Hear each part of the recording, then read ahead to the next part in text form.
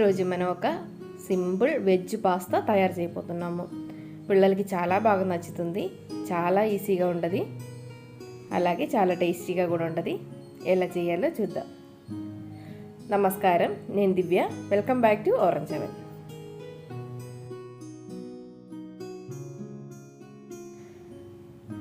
ముందుగా మనం పాస్తాని ఉడకబెట్టుకొని తీసుకోవాలి. ఒక కడాయిలో వాటర్ బాయిల్ చేసుకోవడానికి పెట్టుకొని దానిలోకి కొంచెం ఉప్పు వేసుకోవాలి, అలాగే 1 టేబుల్ స్పూన్ దాకా ఆయిల్ వేసుకోవాలి. నేను ఇలాంటి కప్పులో 2 కప్పు పాస్తా తీసుకుంటున్నాను. ఏ పాస్తా అయినా తీసుకోవచ్చు. వాటర్ మంచిగా బాయిల్ అయినప్పుడు ఈ పాస్తాని దానిలోకి వేసుకొని ఒక 10 నిమిషాల దాకా ఉడకబెడితే చాలు. మరి ఓవర్గా ఉడికిపోకూడదు. మనం ఇలాగా జస్ట్ కట్ చేసేటప్పుడు ఈజీగా కట్ అవ్వాలి. మరీ గమ్మిగా ఉడికిపోతే అసలు బాగుండదు. ఇప్పుడు బాగా సాఫ్ట్గా అయింది. ఇప్పుడు దీన్ని తీసుకొని నార్మల్ వాటర్లోకి వేయాలి. ఒకసారి ఈ వాటర్లోనే వాష్ చేసుకొని డ్రైన్ చేసుకొని తీసుకొని పక్కన పెట్టుకోవచ్చు. ఇప్పుడు ఒక పెద్ద కడాయి పెట్టుకొని దాంట్లో కొంచెం ఆయిల్ కానీ బటర్ కానీ వేసుకోవచ్చు. దాంట్లోకి 1 టేబుల్ స్పూన్ దాకా గార్లిక్, ఒక 1/2 టేబుల్ స్పూన్ దాకా అల్లం వేసుకోవాలి. ఇది కొంచెం ఉడికిన తర్వాత దాంట్లోకి వెజిటబుల్స్ వేసుకోవాలి. కొంచెం కారంగా కావాలి అనుకుంటే కొంచెం పచ్చిమిరపకాయలు చిన్నగా తరుముకొని దాంట్లోకి వేసుకోవచ్చు. ఇప్పుడు కట్ చేసి పెట్టిన వెజిటబుల్స్, టొమాటోని నేను సీడ్స్ తీసేసి ఫ్రెష్ వరకు తీసుకున్నాను. కొంచెం పొడవుగా కట్ చేశాను.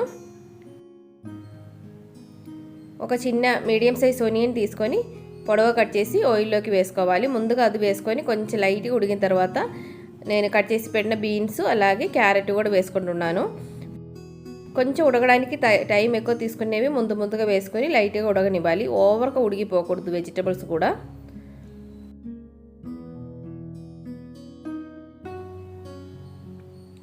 అలాగే క్యాప్సికమ్ కూడా వేస్తున్నాను. టొమాటోని లాస్ట్లో వేసుకుంటే సరిపోయిద్ది. ఈ వెజిటబుల్స్కి సరిపడేంత ఉప్పు కూడా వేసుకోవాలి. మనం పాస్తాకి ఆల్రెడీ వాటర్లో ఉప్పు వేసాం కాబట్టి చూసుకొని వేసుకోవాలి. మనం పిల్లల కోసం చేస్తున్నాం కాబట్టి ఎక్కువ కారం కానీ మసాలా కానీ వేయట్లేదు. అలాగే ఇప్పుడు టొమాటో కూడా వేసుకొని ఉడకనివ్వాలి. ఇప్పుడు నేను దీనిలోకి కొంచెం red chilli sauce tomato sauce కూడా వేసుకోపోతున్నాను. 1 table spoon red chilli sauce, అలాగే ఒక 2 టేబుల్ స్పూన్ దాకా టొమాటో సాసు కూడా వేసుకుంటున్నాను.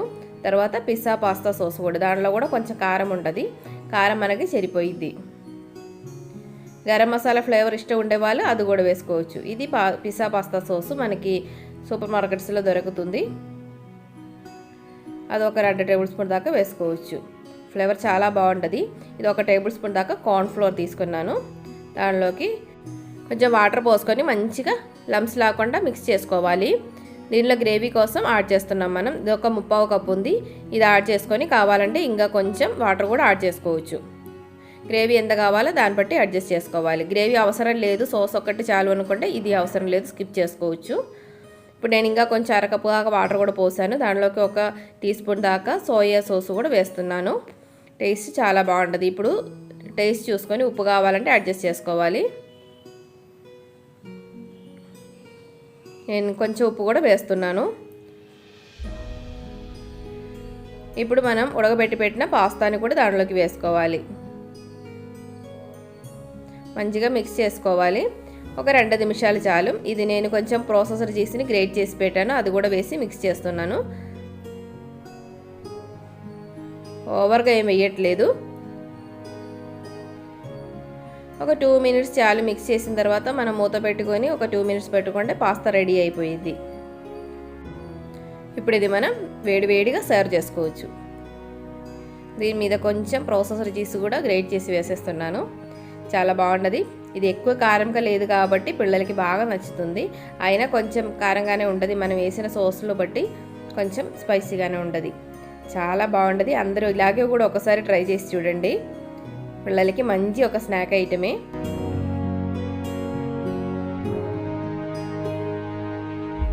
అందరూ హెల్తీగా ఉండండి, హ్యాపీగా ఉండండి. Thanks for watching. Orange continuous. By by.